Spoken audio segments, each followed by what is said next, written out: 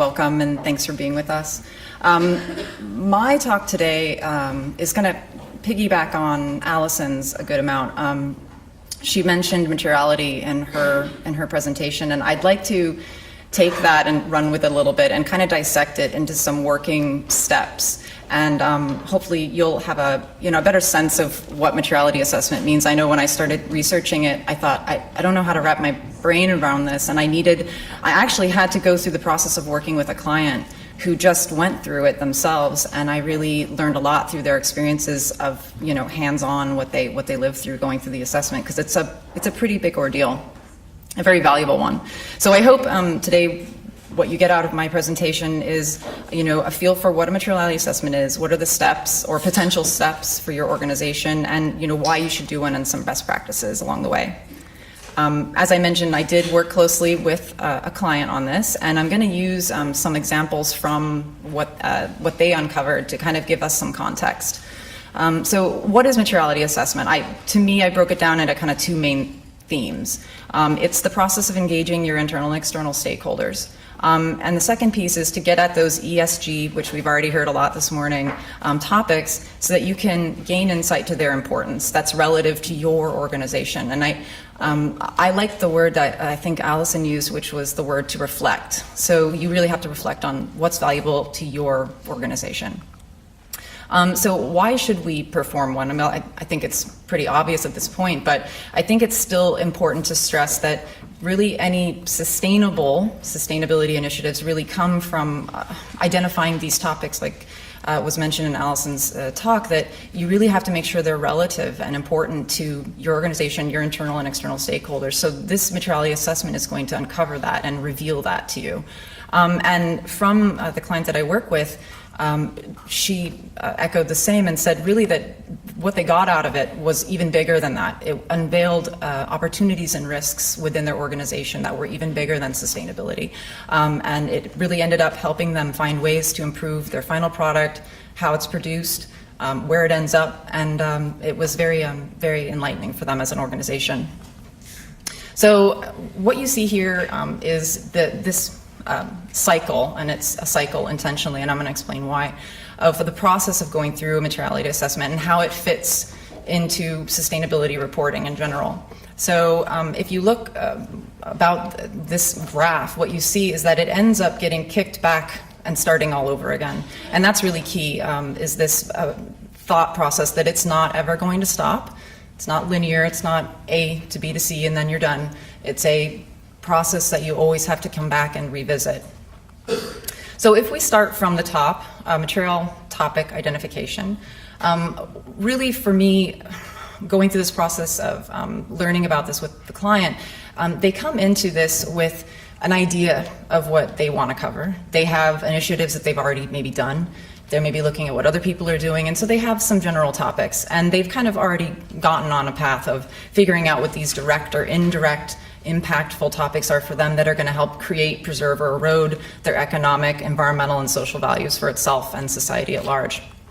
But, and this is an example of what they had going into it. So they had broken them out along the ESG, and then they actually added a fourth category for product, which is where they had broken out innovations in product design, end of life, and others. And so they kind of went into it saying, okay, yeah, we know what we want to do, we know what we should be doing.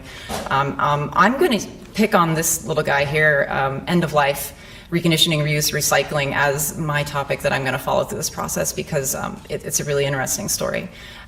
So going back, how do you get started with these topics? Like, if you, in the event that you don't have any place to start, which I doubt is the truth, GRI offers a lot of guidance on this, and it's actually broken into their own categories and aspects, so it's all aligned, and it's even broken into industry verticals. So you can go into their guidance information and get a starting place list.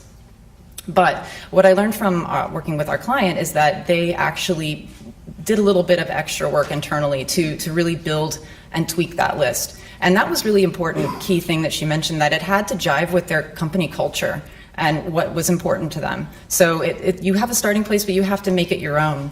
And then they further took it out to their customers. And this one was funny because She said, actually, our customers were coming to us before we even went to them. They were already kind of demanding from them, if I talk about this topic of end of life, their clients were saying, well, what are you doing with the products after they've left your facility? Do you ever get them back? Do you watch where they're going? And they went, oh, well, no. So it really started kicking off this dialogue, and they went to their investors, of course, and what ended up happening is they ended up with a list of topics that they took to their internal stakeholders and had them fill in the gaps. And this is really key, because at the end I'm going to talk about a best practice about internal buy-in from your own people, and this really helped them to get that buy-in. They brought them into the process really early on and got them to fill those gaps and make sure that the goals that the organization was shooting for made sense to them too.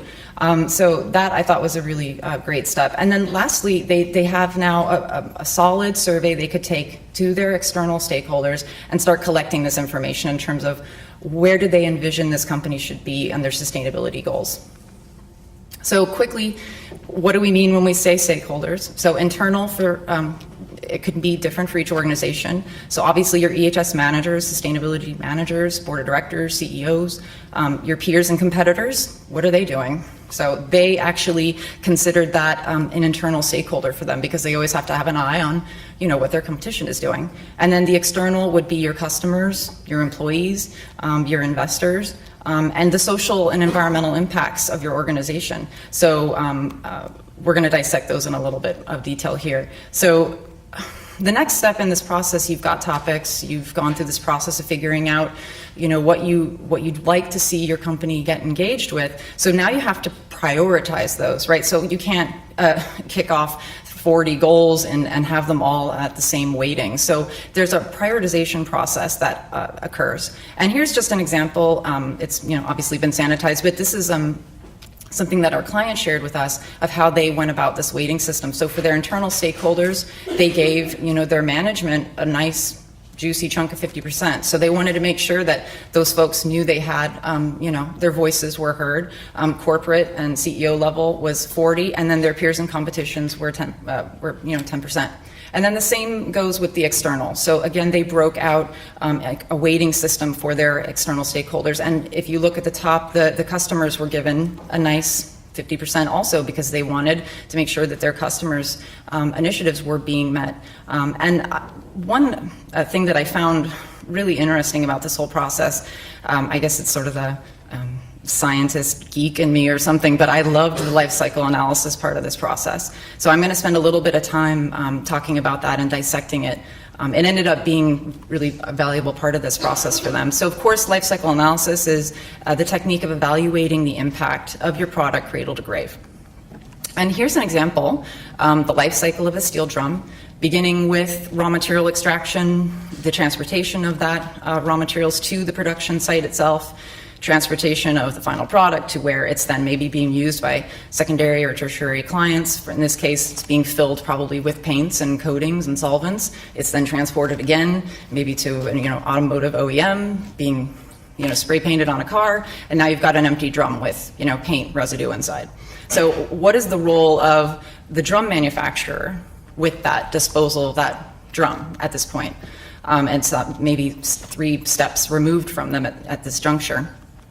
So what our client found was that they went into it saying, oh, drum production, that's where it's at. Like our operations, this is where we're going to have the impact that we're looking for. There's so much we can do to improve. And they were surprised. It was not drum production. It was actually the steel extraction and the disposal of those drums. And that goes back to why I picked on that end of life topic, because that's not where they were looking. They were getting a little bit of feedback, but this really hit it home for them that their biggest chance to make an impactful change was actually when those drums were at the end of their life and had already served their purpose. So that kicked off a lot of dialogue for them internally, and this surprised them a lot. So they are now, if we follow this through, the process is at a validation step. So they've gone through the assessment, they've interviewed all of their internal and external stakeholders, and they've prioritized everything, and now they have to validate it and say, okay, well, we're looking at our results, what is this, what do we do with this, what are the steps? So just quickly, the results are displayed rather simply as a graph of your relevance to your external stakeholders to your significance to your company along the X. So what you're shooting for are the topics that fall in this sweet spot right here, where it's ranked high to both sets of groups. So what we're going to look at now are the way their results shook out for them.